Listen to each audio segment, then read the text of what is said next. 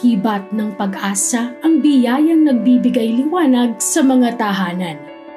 Biyayang nais ng lokal na pamahalaan na mapadali ang pagsilang sa mundong ibabaw. Sa center po talaga ako nagpapatingin sa Alapan 1C. Tapos sinuggest po nila na kung gusto ko daw po dito. Nagpunta lang po kami dito tapos masakit na yung tiyan ko. Chinek na nila yung vitals ko, tapos hanggang sa inadmit na nila ako. Tapos, ayun, nanganak din ako agad. Actually, nirefer ako ng friend ko dito kasi nanganak siya dito. And then sabi niya, doon ka, try mo doon sa birthing home. Kahit na public lang yun, is sobrang accommodating. Tapos, excellent talaga yung service nila. Nanganak po ako dito kasi PhilHealth member po ako kaya wala po akong binayaran.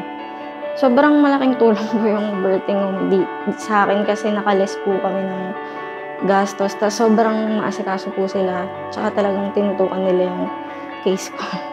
Dito po is may free check-up. Tapos yung sa services naman wala akong masabi kasi yung mga gamit na ginagamit dito is sila din nagpo-provide. As in, pupunta ka lang dito and then i-accommodate nila lahat ng needs mo.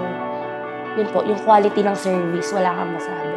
Sobrang okay po yung servisyo nila, sobrang maganda, sobrang tutok sila sa akin. Mula nung prenatal check-up ko pa lang, tsaka hanggang sa mga anak ko, hanggang makauwi po kami, sobrang mababait po yung staff, lahat ng midwife, pati yung doktor.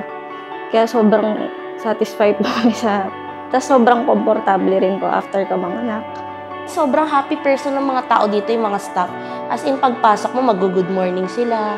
Andun na yung mga qualities na hinahanap mo, hindi ka mafe-feel na mahihiya ka or something na hindi ka nila naiintindi or na-accommodate. Sana lang mas maraming makaalam na may gantong birthing home na kasi para mas maraming makapunta, mas maraming ma-check up nila.